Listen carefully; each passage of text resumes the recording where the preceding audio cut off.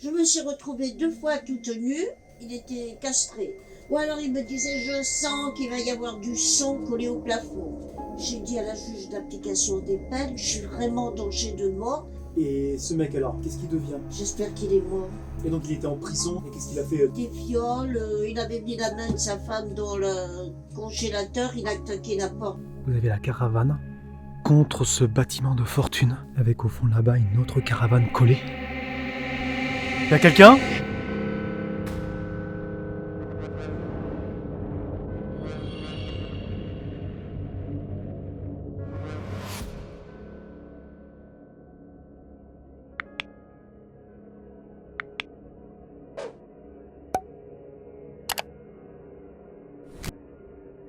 Bonsoir à toutes et à tous, et merci encore de me suivre sur ma chaîne YouTube. Alors aujourd'hui, ce soir, vidéo exceptionnelle, et qui change d'habitude, vous allez vite savoir pourquoi. Ce soir, je vais interviewer une personne très intéressante.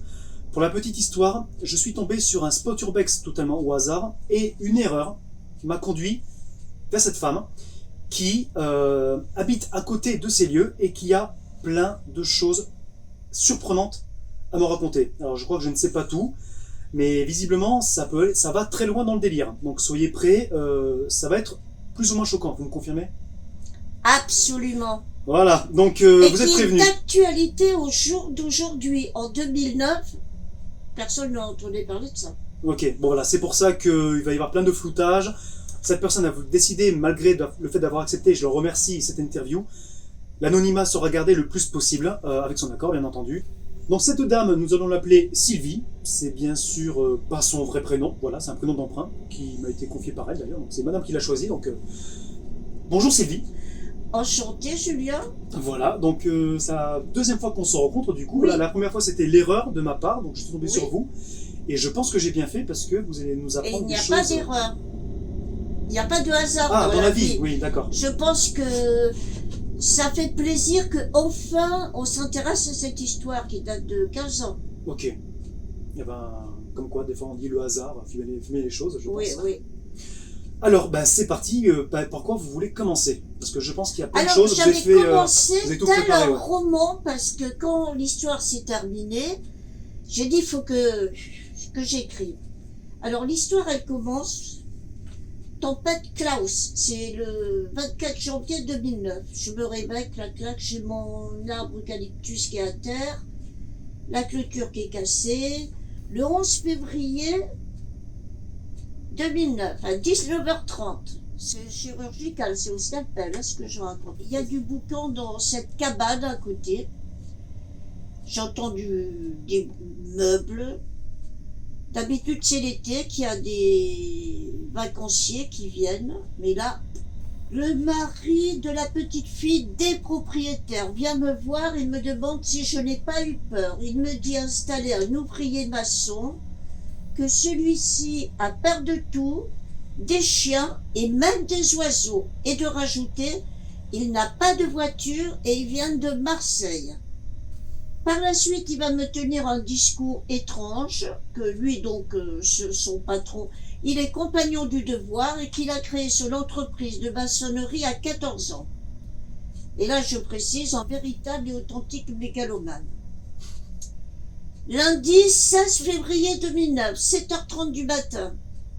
Mes chiens aboient, je vais dans mon jardin et là, je vois une jeune femme sur le perron de cette cabane. Elle vient vers moi en courant. Arrivée vers moi, elle me demande où nous sommes. Elle a la chevelure en frige, des talons de bottes éculés, sa jupe pendue, son décolleté. Donc, je lui demande si elle sort de boîte de nuit. Non, je veux un café. Elle bafouillait. Elle me demande d'y offrir un café. Moi, je pensais qu'ils avaient fait la bringue toute la nuit, qu'ils n'avaient pas fait les courses, pas de café. Sa voix est désarticulée. Elle rentre, elle est assise là où vous êtes, Julien.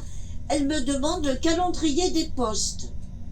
Elle encercle un village dans un département voisin. Elle me montre sa bague, qu'elle est mariée. Et elle veut savoir où nous sommes. Je pensais qu'elle était la copine du nouveau voisin. Elle me dit non, elle est venue passer une soirée. qu'elle a croisé dans un foyer SDF. Un appart, on va dire. Hein. Mhm. Je pense que ça commençait à aller mal, ça a duré quelques jours. Je pars travailler, je rentre à midi, elle était assise contre ma clôture. Donc elle n'avait pas de domicile en fait. Elle débarque comme ça. Si, parce qu'elle était dans un autre village, mais ils l'ont trouvée dans un foyer SDF, elle traînait, je pense qu'elle était toxico. Ils l'ont ramenée là, mais elle voulait rentrer chez elle, elle ne savait pas où elle était. C'est pour ça que j'ai fait une photo. J'ai mis un chien sur les genoux, elle a le teint jaune, elle est vraiment en sale tête. Hein. Son patron, là, ce grand de gueule, il m'invite, il me dit, je vais te présenter le voisin. Moi, je pensais que c'était une crémaillère. Alors, je vais là-bas. Je suis choquée en rentrant parce que le premier truc que je vois, c'est une photo de ce type avec le maillot de l'OM épinglé au mur. Plus des peluches, Titi Ok. et Calimero. C'est Donc là, pas c'est- juste. donc là, c'est le bâtiment qui est. Parce qu'en fait, voilà, ce qu'il faut savoir, c'est qu'après cette interview, du coup, vous allez découvrir toute cette histoire. Ce fameux bâtiment, je vais ensuite l'explorer parce qu'il est à ce jour abandonné. Enfin, je pense. Il y a un mois, il était abandonné. Ce soir, j'espère qu'il est encore. Il est abandonné, mais il a une propriétaire depuis 3 ans, Oui. mais qui n'a pas les moyens. Mais... Oui, bien sûr. Donc, donc voilà, après cette interview, restez avec moi parce qu'après, nous irons voir ensemble, enfin, vous et moi, pas madame, hein, qui va rester tranquille chez elle au chaud, Oui. parce que là, il fait froid. Et donc voilà, je vais ensuite explorer ces lieux. Voilà pour la petite histoire, on va continuer maintenant. Alors donc, je suis invitée à cette crémaillère. Bon, alors, la fille, après, elle montre des vidéos porno au patron de ce mec-là. Comment vous le savez, ça? Elle vous Parce l'a que j'ai entendu, moi j'étais là et je buvais un coup vite fait. Et elle lui montrait, bon, dit? Et pourquoi? je sais pas. Le 24 février, je me sens de plus en plus bizarre, de la glace me coule dans les veines. Et un soir, cette fille-là, j'en avais marre qu'elle arrive tous les soirs dès que je rentrais du boulot, je l'ai pris par le bras, je l'ai amené là-bas, je lui ai dit, tu vas rentrer chez toi, je te le promets. J'explique à notre abruti, là, qu'elle veut rentrer chez elle, elle est handicapée, sous tutelle, mariée. Là, il a tremblé, tel une feuille, il s'est absenté, il est revenu, il m'a montré le portable, gendarmerie, et il m'a dit, je ne l'ai pas touchée, j'ai fait que dormir à côté d'elle. Le matin, il avait ramené chez elle, enfin oui, parce que je l'ai recherché. Oui, alors un jour à 3h du matin, mon détecteur de mouvement s'allume et il écoutait. Dès que quelqu'un venait chez moi, il écoutait. Et vous le voyez? Enfin, il était à Là, proximité. la nuit, j'ai vu que le détecteur s'est allumé. Mais la journée, un copain, une copine venait, il venait. D'accord. Et il faisait quoi de ses journées d'ailleurs, ce Eh mec? bien, il travaillait chez son patron, le fameux Oui. maçon, là. Alors là, on va rigoler. Son aspect inquiétant, il ressemble à un nain de jardin. Va du cul, les cheveux crépus, moulés dans des shorts de l'armée. Il dégage de très mauvaises ondes. Je vais rapidement me méfier de lui. Un soir où j'en parle au téléphone avec un ami, oui voilà, la lumière s'allume. Et l'enfer va commencer. Le jeu du chat et de la souris. Je viens d'un... Oui, alors là, je sais pas, vous connaissez Al Jarreau? C'est un chanteur, mais vous êtes un peu jeune. Peut-être. Al Jarreau, c'est un peu du blues. C'est un clip où il saute à pieds joints dans un cartoon.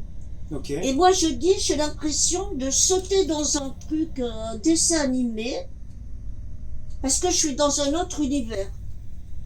Ok. C'est ce que vous Bon. ressentiez en Que sa ça présence, allait quoi. pas, mais je savais pas quoi. Ok. Il m'administrait, parce qu'il avait toujours besoin de sel, de poivre, de ci, de là. Je vais mourir, je le sais, pourtant, je veux vivre, je suis réactive, il m'a mis à genoux. Oui, alors il était convoqué à la gendarmerie toutes les semaines, hein, 2-3 fois par semaine. Oui, parce que du coup, il sortait de prison, cet homme, et vous ne le saviez pas encore, c'est ça, je crois. Voilà, je l'ai Ouais. su par hasard, alors que son patron me l'avait pas dit. Et comment vous l'avez su d'ailleurs? C'est lui qui l'a dit comme ça? C'est la fille qui me l'a dit. D'accord, ok. Et du coup, vous avez réagi comment quand vous avez appris ça? Ben, ils avaient je pense qu'elles, ils s'en sont servis pour déjà boire le café, m'administrer des trucs. Hein. C'était le fameux GHB, la drogue du crime parfait. Il avait des agressions sexuelles sur son fils. Il me demande de lire des... Oui, il se prétend illettré. Alors j'appelais tout le temps son patron pour lui dire parce que je dormais pas la nuit. C'est impossible, hein. Il gueulait, il foutait des spots halogènes vers chez moi. Et qu'est-ce qu'il faisait concrètement, vous savez pas en fait. C'était pour foutre le bordel, mais je crois que c'était pour me faire partir, je pense, ou la femme de son patron, ou alors commettre un crime parfait. J'avais perdu 10 kilos en même pas un mois. D'accord. Ah ouais, mais je viens de loin. Hein. J'ai été à l'école d'apprendre à tuer, pas à celle d'aimer. Donc ça, la phrase à l'instant, c'est lui qui vous sortait ça, quoi. Ouais. Ok, d'accord. Alors je dis, je suis à bout sans volonté. C'est-à-dire, il sortait des conneries, je ne réagissais pas. Je mangeais plus, enfin au chocolat, une tomate, des jus de fruits. Je fonds, mon corps est sculptural. Alors pas de graisse, hein. Énergie décuplée, sans réaction, un zombie. Alors il faisait aussi un truc, il avait une croix, il la mettait dans la bouche, il la dirigeait vers mes yeux, et il me disait, je suis Dieu. Voilà, d'accord, il y avait un petit pète au casque quelque part. Ah ouais, mais... Alors là, on va se marrer. Alors Dieu, c'est moi qui écris. Dieu a une sale gueule, une bouche d'égout, des yeux de merlan frit, avec des crottes sur ses cils en guise de guirlande, de la morve pendante qu'il avale goulûment d'un coup de langue. Bon appétit. Bon appétit. Ouais, c'est particulier, ouais, d'accord. Mais, Le- mais vous avez une bonne mémoire pour avoir... Mais j'ai noté à chaud quand il est parti. D'accord. Que j'ai récupéré ma tête, j'ai dit faut que je note tout. Ah oui, vous êtes déjà à la présence d'esprit au cas où si un jour... Ah ouais, je suis un peu analytique, quoi. Ok. Oui. Le crâne orné d'une coupe commando. Dieu a 2 massues qui lui servent de poing. Il les brandit fièrement, car il a la capacité... Enfin, c'est lui qui parle. Hein. Oui. Car il a la capacité d'envoyer dans un coma de 6 mois. Parfois, il boxe dans le vide un ennemi invisible, responsable de la mort d'une jeune femme et de son bébé de 18 mois. C'est ce qu'il m'a avoué. Hein. De ces 2 fentes s'écoule un liquide que les humains appellent larmes. Des fois, quand je me relis, je crée des trucs rigolos. Il dit avoir tué sur ordre de son chef lorsqu'il était commando marine au Koweït. Mais il dit aussi un autre jour qu'elle est morte avec le bébé sous ses yeux, qu'il s'était marié, qu'elle était vietnamienne. Dans la première version, il aurait enterré avec le bébé et son arme, mais dans la seconde version, il ne sait pas où elle se trouve. Ça va peut-être sauver la vie. J'écoute sans réaction docile, essayer de compatir. Au tout début, j'avais peur, maintenant, je ne réagis même pas. Quand vous avez un lousti comme ça, qui n'a pas de réaction, c'est qu'il y a un truc. Ouais, et Dieu va me faire un voyage au cœur de la folie, aller au plus profond de moi. Parce que j'ai dû aller savoir après pourquoi. Pourquoi quoi? Pourquoi je rencontre... Pourquoi vous êtes tombé sur cet homme? Et c'est pas par hasard. C'est la suite, si on fait une suite. Alors il me disait, attention au volant. Parce que, attention au volant, il avait peur du retour de flamme qu'il avait tué une femme et un enfant. Et que moi, je pouvais me tuer. Oui. S'il a tué la femme et l'enfant, c'est que... Quand il parle d'avoir tué une femme et un enfant, c'est quoi? C'est pendant sa mission au Koweït, c'est ça? Il n'a jamais été au Koweït. Oui, voilà. C'est du pipeau. Oui. Il les a tués C'est avec ce qu'il la a... drogue. C'est ce qu'il dit en tout cas. C'est ce qu'il dit. Il n'a jamais été au Koweït, il m'est arrivé là. Après, je te teste avec ces produits. Oh Marseille, je te base ou je te nique. Moi, s'il me sortait. Ok, d'accord. Il tenait des propos à caractère pornographique. Un jour, j'avais une amie, il arrive et dit « Ouais, je t'ai mis ma grosse bip bip, tu ne te rappelles pas ?»« Ah oui, mais c'est vrai, faut pas dire qu'on sort ensemble. » Il y avait des jeunes en scooter qui sont venus un jour, ils étaient chez lui. Il me dit « Madame, le voisin a fait un coma éthylique, enfin tu devais être drogué, défoncé. » Alors il disait « C'est pas juste, c'est injuste, personne ne m'aime à moi. » Il avait le syndrome de Calimero. Je fais peur à tout le monde. Alors il avait un portable avec plein de photos de filles, un paquet, hein, qu'il m'a montré. Il faut les aider, ces pauvres filles. Comment vous êtes rendu compte que cet homme était dangereux, qu'il a fait de la prison Bon, ça, je l'ai su par la fille, mais un jour, je me suis absentée, une journée, et je disais, mais il fait quelque chose dans ma tête. Il pénètre au plus profond des replis de l'âme humaine, je disais. J'allais chercher le courrier, je revenais avec le courrier, du chemin, je faisais ça, je dis, il me fait un truc dans ma tête. Mais je savais pas quoi. J'étais loin d'imaginer qu'il m'administrait des produits. Et ouais, alors, au niveau santé, amnésie, paralysée, force décuplée, haute tension, faute de graisse, fallait que je boive sucré. J'avais des brûlures d'estomac, problèmes digestifs. Je me sentais emmurée vivante. Et je dis, la vie s'est arrêtée à la tempête. Et je voyais souvent un nuage côté gauche de mon cerveau. Et vous avez pensé à ce jour-là, peut-être consulter, voir un médecin pour voir un petit peu ce qui se passait? J'étais complètement abrutie. C'est quand je me suis aperçue que je me suis absentée, que le soir il a voulu rentrer, mais j'ai un ami qui était venu du Nord, il était là, il mangeait, j'avais une copine qui était là, il n'a pas pu rentrer. Et moi je faisais mon business, il n'a pas pu me administrer parce que je pense qu'il faut administrer tous les jours. Et là j'ai dit, mais je me suis barricadée, j'ai fait toutes les démarches nécessaires, juste l'application des peines, tout ce qu'il faut faire. Et là j'ai dit, mais il me drogue, il fait un truc quoi. J'ai repris mes esprits. Ça a été affreux. Je souhaite à personne de vivre ça. Et comment vous l'avez su, au final, que vous avez été... La fille, parce que je suis partie dans le bled qu'elle m'avait dit, où elle habitait. Je suis allée à la boulangerie, je dis, cette fille-là, Nathalie, je voudrais la voir. Elle m'avait dit qu'elle habitait vers la gendarmerie. En fait, c'était l'ancienne gendarmerie. Je l'ai trouvée, je lui ai dit, bon, il avait de la drogue... Le voisin, elle m'a dit oui, elle m'a fait comme ça. Ouais, et elle m'a dit, j'ai vu d'autres choses aussi. Je me suis retrouvée 2 fois toute nue, mais il était castré, d'après ce que j'ai compris. Castré chimique. Ou alors il me disait, je sens qu'il va y avoir du son collé au plafond. Voilà, et je me suis retrouvée à Walp le 18 avril 2009. Alors comment s'est terminée cette histoire? Qu'est-ce qui s'est passé avec cette fille, ce mec? Alors la fille, il a tellement flippé, ils ont ramené la fille au train avec son patron, parce que son patron, il est allé la chercher aussi avec lui dans un foyer SDF. Elle est rentrée chez elle, j'ai demandé aux gendarmes, j'ai dit je vais la trouver. J'ai le droit, ils m'ont dit oui. Ouais, mais attends, il était super surveillé, je pense. Et vous avez raconté, j'imagine, à la gendarmerie ce qui vous est arrivé? Je les ai très intéressés, oui. Et qu'est-ce qui s'est passé ensuite? Ils vous ont, ensuite, il n'y a pas de suite, parce qu'il était sous surveillance. Mais vous, ils n'ont pas fait des tests pour savoir si vous étiez vraiment positif à quelque chose? Parce que ça ne dure pas longtemps, ça reste dans l'organisme très très peu de temps. D'accord. Non, puis ça faisait un moment, j'avais réussi à le faire partir. J'ai dit à la juge d'application des peines, je suis vraiment en danger de mort. J'ai un ami qui est venu un peu pour sécuriser, mais on ne savait pas ce qui se passait. J'ai même une amie infirmière qui faisait la tournée, elle croyait que je me bourrais la gueule, quoi. Voilà l'histoire. Et ce mec alors, qu'est-ce qu'il devient? J'espère qu'il est mort.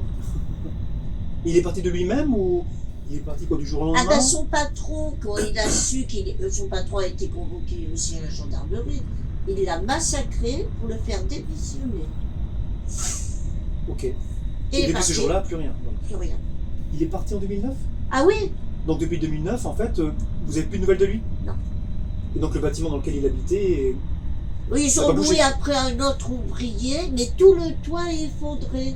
Et donc il était en prison et... Oh, plusieurs fois, toujours 2-3 fois par semaine chez la police, contrôlé sous contrôle judiciaire. Et qu'est-ce qu'il a fait antérieurement, on va dire?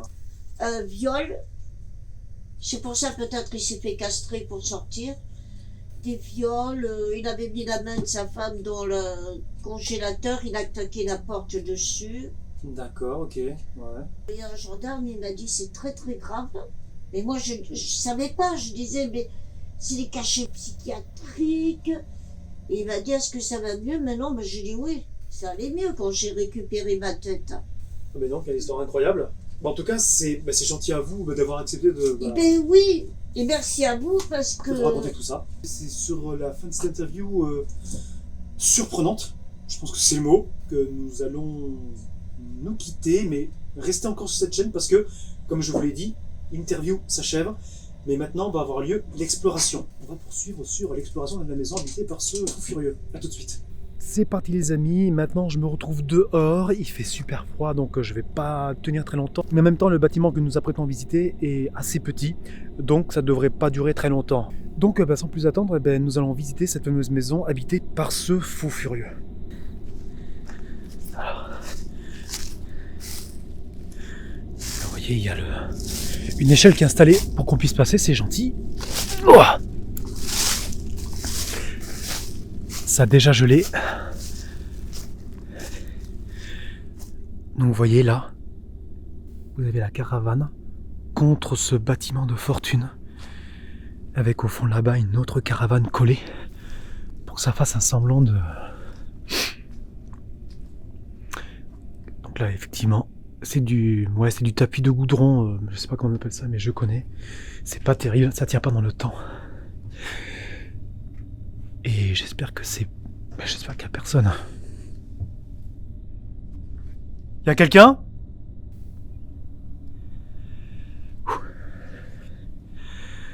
Ouais, ça commence à moisir un peu partout là. Donc là voilà, ça vient épouser la forme de la caravane ici. Non, ça va, il y a des crottes de souris par terre.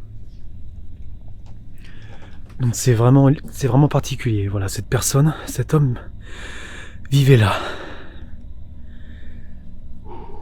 Il fait froid. Donc là, c'est là où devait être installé le matelas, c'est là où il devait dormir.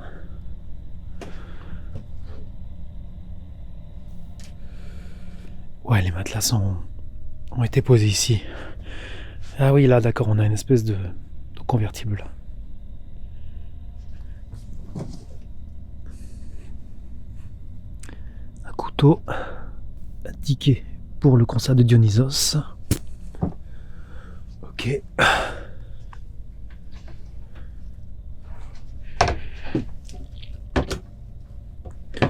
Et donc ça, c'est un endroit qui se loue, enfin qui se louait en tout cas. Waouh! Oh la vache! Waouh! Oh, ça s'écroule sous mes pieds là. Ok, ben voilà, j'ai fait un trou. Oh, la tronche de la salle de bain. Il y a encore les serviettes accrochées qui sont dégueulasses. Et regardez la toile d'araignée devant la porte. Encore une boîte de gel là par terre, au bout de mon pied là. Regardez, voilà. Ben voilà, ça s'est écroulé. Donc ça s'est fait. Donc oui, tout à l'heure, Sylvie donc m'a raconté une anecdote. Malheureusement, j'avais rangé tout mon matos. Ça m'a fait tilter qu'elle avait parlé lors d'une interview qu'elle avait rencontré au cours de sa vie plusieurs criminels. Et ça m'est revenu. Malheureusement, j'ai tout coupé et j'aurais dû laisser allumer. Parce qu'elle m'a dit que oui, avant ça, il y a environ une trentaine d'années, elle vivait à Paris. Et un jour, elle ouvre la porte de son appartement et c'est elle qui m'a raconté ça, là à l'instant. Et elle se retrouve avec une arme braquée sur elle. Elle m'a dit, ouais, d'accord, ok, bon, j'imagine même pas, voilà, une jeune femme, seule, bref, voilà. Il se met à fouiller partout, à cambrioler. Il l'amène dans la chambre et il demande les bijoux. Donc voilà, il récupère tout. Et là, c'est ce qu'elle me raconte, cet homme lui dit, alors maintenant tu vas crier, donc je vais te bâillonner. Excellent réflexe de sa part, elle lui dit non, je vais pas crier, mais là de toute façon, elle regarde sa montre, elle dit là on va venir me chercher pour aller au restaurant. C'est alors que cet homme l'a fixé longuement, pendant de très très longues secondes qui lui ont paru une éternité. Il a appelé un taxi, il est parti. Et à la fin elle me dit, avec le recul, avec les photos, cet homme était beaucoup plus maigre à l'époque, les yeux, le visage, etc. Pour elle, elle est certaine qu'il s'agissait de Guy Georges. Waouh! Donc voilà, cette femme qui vit ici depuis 30 ans, une trentaine d'années, là, dans cette commune d'Occitanie, après tout ce qu'elle a vécu, donc avant ça, elle habitait à Paris et elle a failli y passer une première fois sous les mains de Guy Georges. Et apparemment, alors Guy Georges, j'ai pas trop suivi cette histoire de ce qu'il a fait, on va dire le mode d'emploi entre guillemets, mais apparemment les médias l'ont un petit peu laissé passer cette histoire, c'est que avant de commettre tous ces crimes, eh bien il faisait des cambriolages. Et c'était exactement le même mode opératoire qu'il faisait à ses victimes, c'est-à-dire les bâillonner, les attacher, etc. Exactement ce qu'il s'apprêtait à faire avec elle. Donc vraisemblablement, elle a eu affaire avec lui. Truc de fou, quoi. Truc de fou. Donc voilà, après cette anecdote que je trouve complètement folle, il fallait vraiment que je vous la raconte, hein, on n'allait pas passer ça sous silence non plus, eh bien nous allons voir si on peut visiter plus longuement ailleurs.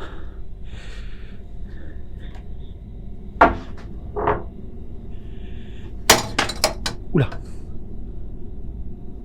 Ok. C'est fermé. C'est fermé, mais je sais pas si vous voyez, si on voit un petit peu à travers la vitre. De toute façon, c'est... Oh là là, c'est moisi, c'est mouillé partout. Ah ouais, effectivement, ça s'effondre un petit peu au plafond. Ouais, c'est un grand débarras, quoi. C'est là où sont accumulés les... Je vois des râteaux, ouais, des mobiliers d'extérieur, des cannes à pêche, des tables. Ouais, c'est... Waouh. Ok. Et donc là, il y a une autre caravane juste à côté. Et par où on y passe? Ça sera sûrement de l'autre côté.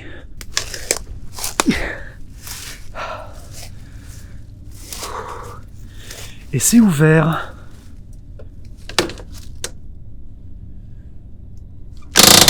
Oh, le bruit.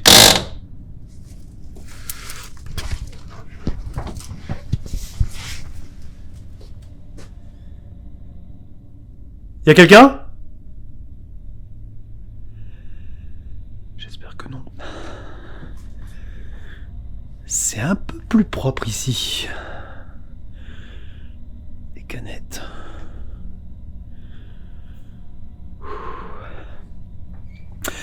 Non, je n'ai pas peur, j'ai froid. Si vous m'entendez respirer fort.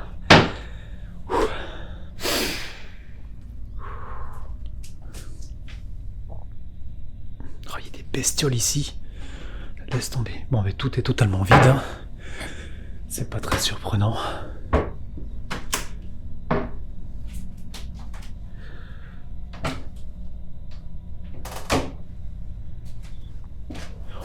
C'est entouré de portes partout.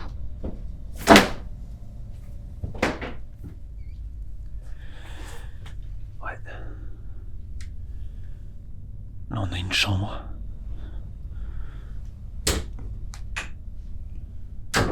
Donc en fait, il y avait un petit peu d'espace quand même pour accueillir des gens ici, effectivement.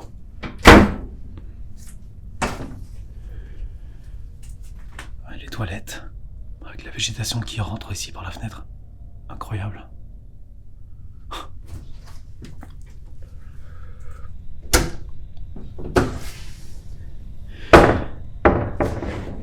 Une autre chambre ici encore. Encore une bouteille d'eau et une paire de chaussettes là-bas qui subsistent sous le lit.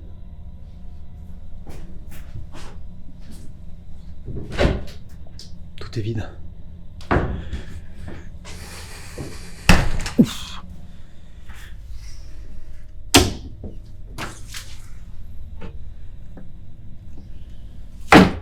Ah.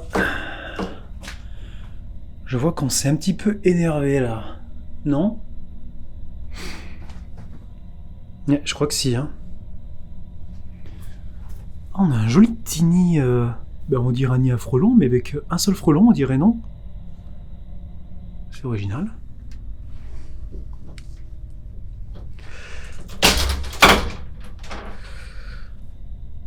Oh, la cabine de douche a été pulvérisée aussi. Et ce lieu, en fait, il va rester comme ça ou il va être détruit, c'est pas possible. Il peut pas rester comme ça. Oh, c'est glauque, hein. On referme. Bon, bah les amis, c'est sur ce mobil-home, pardon, que va s'achever cette exploration, et pas que. C'est une interview exploration, cette vidéo très spéciale. Cette folle soirée. J'espère que cette expérience vous a plu. Moi, je ne sais pas quoi en penser. Je vous demande à toutes et à tous d'être, indulgents, d'être sages, d'être bienveillants envers la personne que je viens de rencontrer et que je viens d'interviewer. Parce que cette personne a vécu des choses qui l'ont Ça ne se voit pas en premier abord, parce que maintenant il s'est écoulé presque 20 ans, tout à fait, 14-15 ans. Mais elle a vécu des choses qui l'ont traumatisée, qui l'ont vraiment marquée, et dont elle se rappellera toute sa vie. Je peux vous faire confiance? Je sais que je peux vous faire confiance. Donc voilà, si vous voulez me faire part de vos remarques et de vos commentaires, encore une fois avec de la bienveillance, l'espace commentaire est là ci-dessous pour ça. Donc n'hésitez pas. Si cette vidéo vous a plu, likez-la. Sinon, c'est pas grave, délikez-la. Il n'y a pas de souci, comme d'habitude. Mais surtout, vous êtes encore très nombreux, plus de 75%, à regarder toutes mes vidéos et à ne pas vous être abonné. S'il vous plaît, ça ne vous prend qu'une seconde et c'est gratuit. Vous pouvez vous abonner en appuyant sur le bouton abonner ci-dessous et appuyer sur la petite cloche noire pour ne pas louper les prochains événements. Parce que vous voyez, une nouvelle vidéo spéciale et il risque d'y en avoir de plus en plus au cours de l'année qui arrive. Sur ce, je meurs de froid, je vais rentrer chez moi tranquillement. Chers amis, bonne soirée, bonne nuit, portez-vous bien surtout et à très tout de suite.